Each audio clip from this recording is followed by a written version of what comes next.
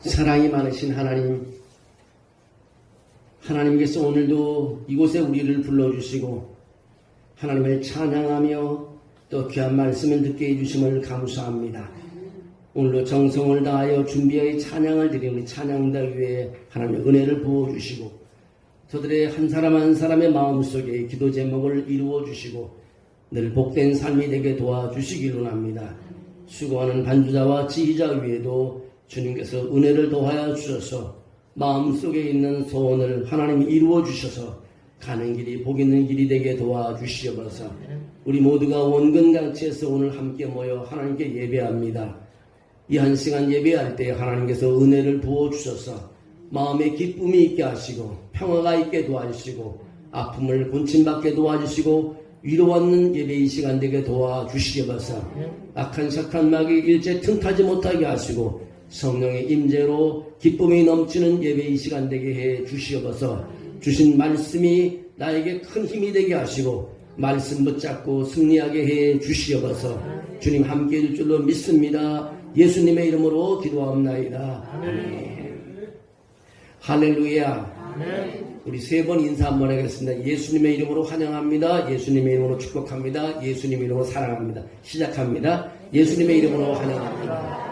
예수님의 이름으로 축복합니다. 예수님의 이름으로 사랑합니다. 아멘. 요엘서를 말씀을 전하면서 6번 전하는데 오늘은 5번째인 것 같습니다. 첫 시간을 회개하고 부흥을 경험하라. 두 번째 시간은 임박한 재앙에서 벗어나라. 세 번째는 여호와께로 돌아오라. 네 번째는 성령의 임재를 경험하라. 오늘 5번째 시간으로 여호사밧 골짜기의 심판을 보라는 제목을 가지고 말씀을 드리겠습니다.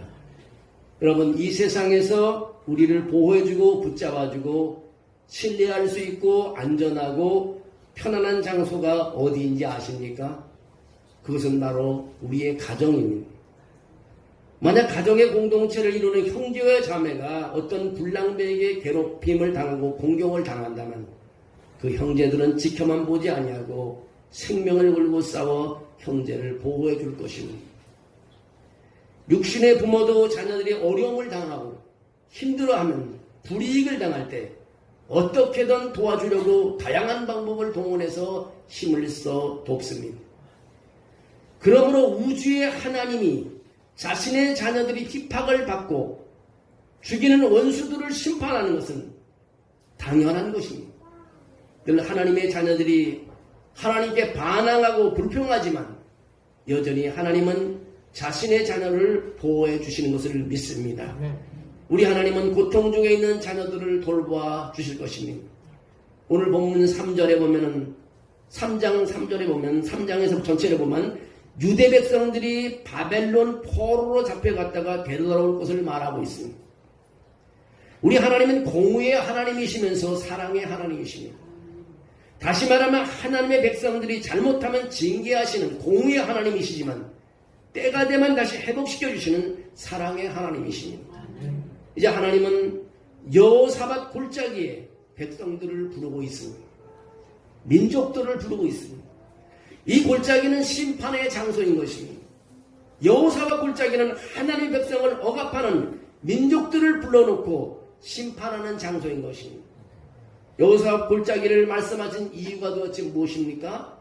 여호사밧은 유다의 4번째 왕으로 하나님을 잘 섬기는 신실한 왕이었습니다. 그는 35세의 왕이 되어 25년 동안 다스리는 왕이었으며 여호와 보시기에 정직히 행한 선한 왕이었습니다. 여호사밧이 통치하던 때에 모압과 암몬과 마온 사람들이 연합군을 형성해서 엔게디 지역까지 침략해 왔습니다. 이때 두려워하던 여호사밧 왕은 온 백성에게 금식을 선포하고 본인부터 하나님께 기도했습니다. 모든 사람과 더불어 예외 없이 아내와 어린 자녀들까지 다 함께 불러서 기도했습니다. 그들은 하늘에 계시는 하나님, 모든 민족을 주관하시는 하나님, 승리케 하시는 하나님께 간절히 기도를 했습니다. 요엘 선지자가 특별히 여호사밧 골짜기를 언급하는 것은 그 당시에 사람들은 여호사밧이 어려움 당할 때에 찬양대를 앞세워 나가 승리했던 사건들을 잘 알고 있었기 때문입니다. 여호와를 신뢰하고 나갔을 때 그들은 대승리를 했습니다. 역대하 20장에 보면은 여호사밧이 몸을 굽혀 얼굴을 땅에 대니 온 유다와 예루살렘 주민들도 여호와 앞에 엎드려 경배하고 그앗 자손과 고라 자손에 속한 레위 족속들은 서서 심히 큰 소리로 이스라엘 하나님 여호와를 찬송하니라고 말하고 있습니다. 이 백성들이 아침에 일찍이 일어나서 드고와 들로 나가니라. 나갈 때 여호사밧이 서서 유다와 예루살렘 주민들아 내 말을 들을지어다. 너희는 너희 하나님 여호와를 신뢰하라. 그리하면 견고히 서리라. 그의 선지자들을 신뢰하라. 그리하면 형통하리라는 말을 했습니다. 백성과 더불어 의논하고 노래하는 자들을 택하여 거룩한 예복을 입히고 군대 앞에서 행진하여 여호와를 찬송하여 이르기를 여호와께 감사하세 그 인자하심이 영원하미로라고 노래를 했습니다. 그 노래와 찬송이 시작될 때에 여호와께서 복병을 두어 유다를 치러 온 암몬 자손과 모압과 세일산 주민들을 치게 하심으로 그들이 대패하고 말았습니다. 곧 모압과 암몬 자손들이 일어나 세일산 주민들을 쳐서 진멸하고 세일 주민들을 멸하는데 그들이 서로 쳐 죽임으로 전쟁은 끝나게 됩니다. 역대하 20장 20절에 그래서 그렇게 말합니다. 너희는 너희 하나님 여호와를 신뢰하라. 그리하면 견고히 서리라. 그의 선지자들을 신뢰하라. 그리하면 형통하리라고 말씀하고 있습니다. 특히 노래하는 자들을 택하여 거룩한 예복을 입히고 군대 앞에서 행진하며 여호와를 찬송했습니다. 찬송의 내용은 한 가지입니다. 여호와께 감사하세 그 인자하심이 영원하미도다라고 말하고 있습니다. 여러분 구약시대의 애국과 아수르, 바벨론, 페르시아 그리고 로마는 하나님의 백성을 핍박해 하나님의 백성을 흩어버린 중심적인 나라들이었습니다. 여러 해 동안 이스라엘은 이런 나라들로부터 지배를 받으며 고통을 당했습니다. 오늘의 교회사를 보면 선택받은 하나님의 백성들이 억압받았다는 것을 알 수 있습니다. 영적인 이스라엘은요 교회 확장으로 고통을 겪어왔고 계속 고통 가운데 있었습니다. 결국 하나님의 백성들은 이런 핍박으로 집과 가족을 다 잃어버리게 됩니다. 하나님은 부당하게 고통당하는 자신의 백성들을 그냥 바라봐 보고 계시지 않는다는 것입니다. 요엘 선지자는 그래서 이렇게 말합니다. 하나님이 그들을 부르는 날이 심판의 날이 될 것이라고 말하고 있습니다. 하나님은 가나안 땅을 이스라엘 백성에게 주었습니다. 그 자신의 백성들이 그 땅을 차지하고 땅을 나누어 가지게 했습니다. 하나님은 자신의 백성들을 교육하기 위해 시기심을 사용하기로 했습니다.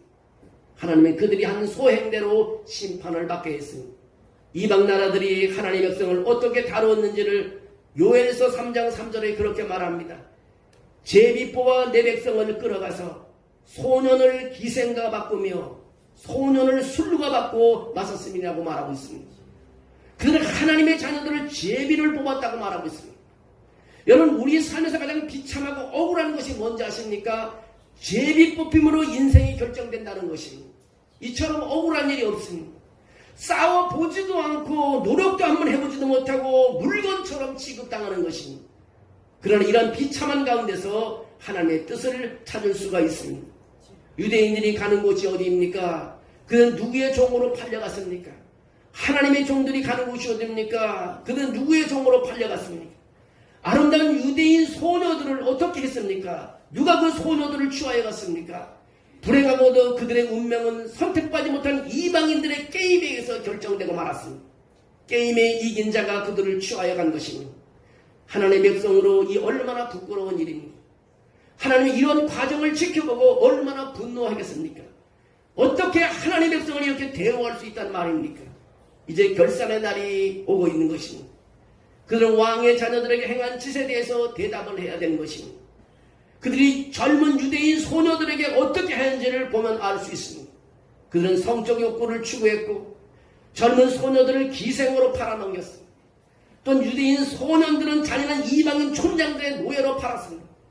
이런 사람들은 젊은 유대인 소년들의 미래에 관심이 없었습니다.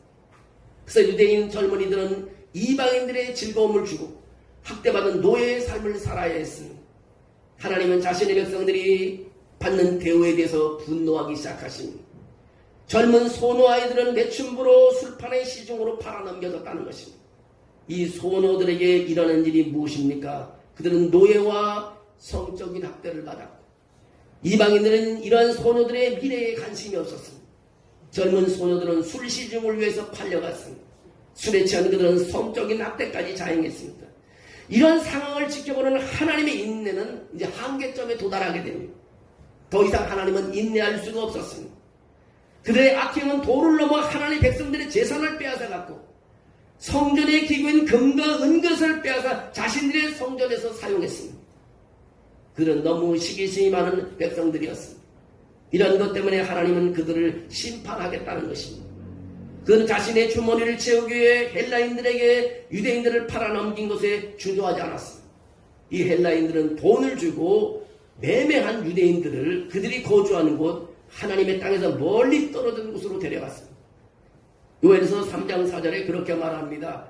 두로와 시돈과 블레셋 사람들아 너희가 나와 무슨 상관이 있느냐? 너희가 내게 보복하겠느냐? 만일 내게 보복하면 너희가 보복하는 것을 내가 신속히 너희 머리에 돌리리라고 말하고 있습니다. 하나님은 너희가 왜 나의 백성을 그렇게 모욕을 주었느냐고 질문합니다. 너희는 전에 내 백성을 어떻게 대우하였느냐? 이제 너희에게는 심판이 속히 오리라고 말하고 있습니다. 하나님은 그의 백성들이 행한 대로 그들의 머리로 돌리겠다고 말하고 있습니다. 이스라엘 백성들이 고향으로 돌아온 날이 바로 심판의 날이 된다는 것입니다. 하나님은 그들에게 힘을 주어 그들이 받은 대로 행할 것이라고 했습니다. 요엘서 3장 9절에 그렇게 말합니다. 너희는 모든 민족에게 이렇게 널리 선포할지어다. 너희는 전쟁을 준비하고 용사를 격려하고 병사로 다 가까이 나와서 올라오게 할지라고 말하고 있습니다. 이 소리는 도대체 무슨 소리입니까? 병사의 소리라는 겁니다. 용사들은 그들의 잠에서 일어났다는 것입니다.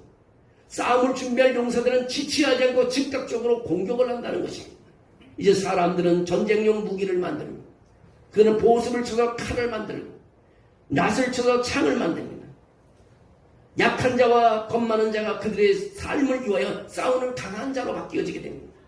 이제 민족들은 여호사와 골짜기에 모였고 하나님은 의로운 분노로 낫을 휘두르기 시작합니다. 여호와께서 너희는 낫을 쓰라 곡식이 익었도다. 와서 밟을지어다. 포도주 틀이 가득히 차고 포도주 독이 넘치니 그들의 악이 큼이라고 했습니다. 하나님은 심판을 추수때로 비유하고 있습니다. 익은 포도를 짜는 것처럼 하나님께서 그들을 밟을 것이고 그들의 피는 주수처럼 항안에서 넘쳐 흐를 것이라고 했습니다. 심판의 날이 왔고 여호와께서 많은 무리들을 여호사와 골짜기로 부르고 그들의 운명을 결정짓게 됩니다. 오늘 여호사 골짜기에 사람이 많다고 했습니다. 사람이 넘친다고 했습니다. 그만큼 심판받을 자들이 많다는 것입니다. 태양과 별들은 빛을 잃고 하나님의 진노가 이 땅에 나타났습니다. 주님 옆에 땅이 진동합니다. 이것은 참으로 두렵고 떨리는 진노의 날이었습니다. 오로지 그날에 안전한 사람들은 하나님의 백성들 뿐입니다. 하나님은 그들이 피할 산성이시라고 말하고 있습니다. 오늘 이 본문에서 우리는 두 가지 교훈을 말씀하고 말씀 마치려고 합니다. 첫째는 하나님이 얼마만큼 우리를 사랑하는가 하는 것입니다. 이런 무서운 심판을 하는 이유는 하나님의 자녀를 얼마나 사랑하는가를 보여주는 것입니다. 하나님의 자녀를 건드리고 하나님의 자녀를 해한 자들이 어떤 심판을 받는가를 한번 하나님께서는 보여주겠다는 것입니다. 선지자 이사야 스가랴의 예언에서 하나님은 누구든지 그들을 치는 자는 여호와의 눈을 치는 것과 같다고 말하고 있습니다. 만군의 여호와께서 이같이 말씀하시니라. 영광을 위하여 너희를 노력한 여러 나라로 보냈느니 너희를 범하는 자는 그의 눈동자를 범하는 것이라고 말하고 있습니다. 마태복음에서도 지극히 작은 자 한 사람에게 하는 것이고 나에게 하는 것이라고 예수님께서 말씀했습니다. 임금이 대답하여 이르되 내가 진실로 너희에게 이르노니 너희가 여기 내 형제 중에 지극히 작은 자 하나에게 한 것이고 내게 한 것이니라고 말합니다. 이것은 작은 것도 소홀히 할 수 없다는 하나님의 생각입니다. 하나님은 한 영혼을 얼마나 사랑하는지를 우리에게 알려주고 있습니다. 요엘 선지자는 하나님의 약한 자들이 상처받았을 때 얼마나 화를 내고 계신가를 보여주고 있습니다. 하나님의 자녀들에게 하는 악한 말은 죄 짓는 일인 것입니다. 이것은 심각한 문제인 것입니다. 만약 여러분이 죄를 지었다면 하나님께 용서를 구해야 합니다. 여러분이 하나님 앞에 섰을 때 이미 때가 왔다는 것을 깨달았습니다. 그날이 도달하기 전에 여러분은 하나님의 관계를 회복해야 된다는 것입니다. 오늘 우리가 아침에 새가족 공부를 하면서 천국에 들어가는 다리에 대해서 공부했는데요.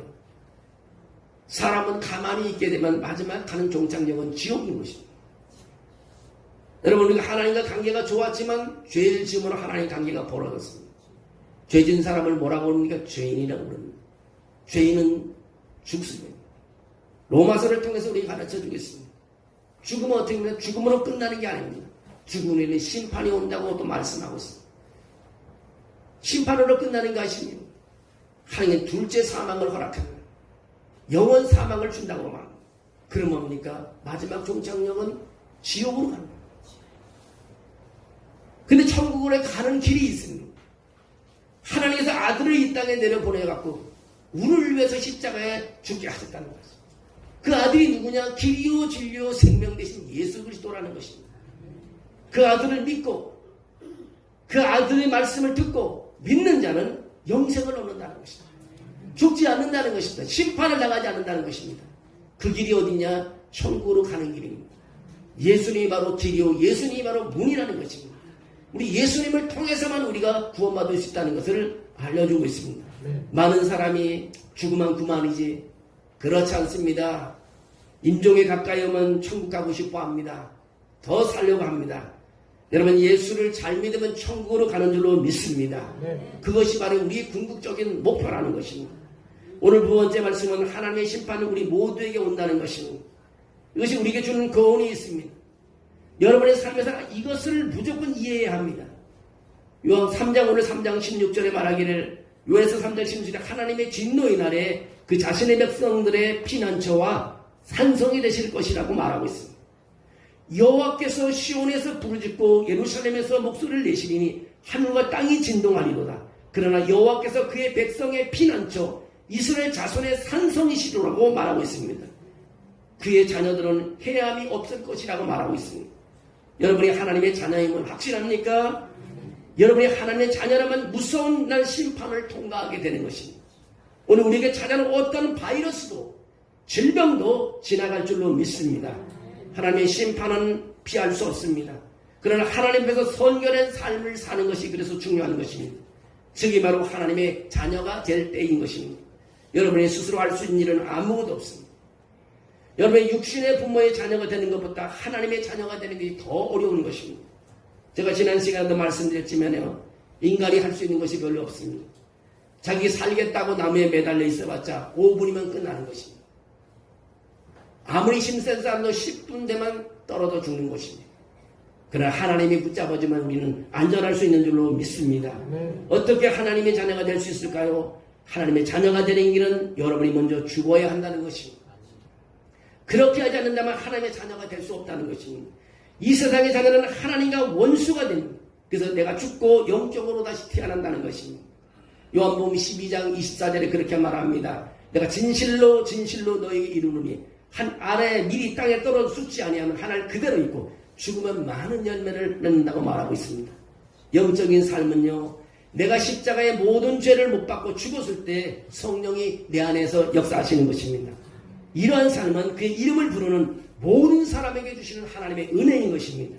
오늘 우리는 예수 그리스도 앞에서 새 삶을 위해서 구하여야 합니다. 죄에서 돌아서서 진심으로 그를 찾아야 하는 것입니다. 영으로 다시 태어난 삶은 하나님의 자녀가 되는 것입니다. 하나님의 자녀는 미래를 보장받습니다. 지금 여러분은 하나님의 자녀임을 확신하십니까? 확신이 올 때까지 안도하지 말고 우리의 마음속에 있는 의심이 사라질 때까지, 천국문에 들어갈 때까지 기도하는 것을 멈추지 말아야 될 것입니다. 결론적으로 말씀드리면요, 여호사밧 골짜기의 심판은 두 가지인 것입니다. 내가 사느냐 내가 죽느냐, 둘 중에 하나인 것입니다. 하늘을 바라보면 주님의 소리에 귀 기울이면 생명을 얻습니다. 그러나 세상을 바라며 하늘의 소리를 거부하는 자들은 죽음 사망인 것입니다. 이제 우리 모두 구원자 예수 그리스도를 믿고 영생을 얻는 삶을 사시기를 주의 이름으로 축원합니다. 하나님이 세상을 이처럼 사랑하사 독생자를 주셨으니 이는 저를 믿는 자마다 멸망치 않고 영생을 얻게 하려 하심이니라. 아멘. 사랑이 많으신 하나님 감사합니다. 믿음대로 살게 해주심을 감사합니다. 세상을 등지고 하나님 바라보게 하심을 감사합니다. 오늘도 변함없이 주님을 바라보며 왔습니다. 오늘도 하나님의 이 자리에 주님께서 오심을 믿습니다. 내가 결단하고 주님 따라갈 때에 하나님께서 지켜주시고 보호해주시고 안전하게 해줄 줄로 믿습니다. 내 인생이 구원받고 천국을 향하는 줄로 믿습니다. 우리의 결단을 통해서 항상 승리하게 도와주시옵소서. 영광을 돌리게 도와주시옵소서. 우리가 하나님의 사람들을 해하는 사람이 아니라 하나님 사람과 합력하여 구원을 이루는 삶을 살게 도와주시옵소서. 하나님, 우리의 심판의 날이 두려운 것이 아니라 하나님 부르는 기쁨의 날, 승리의 날을 맞게 도와주시옵소서. 예수님의 이름으로 기도하옵나이다.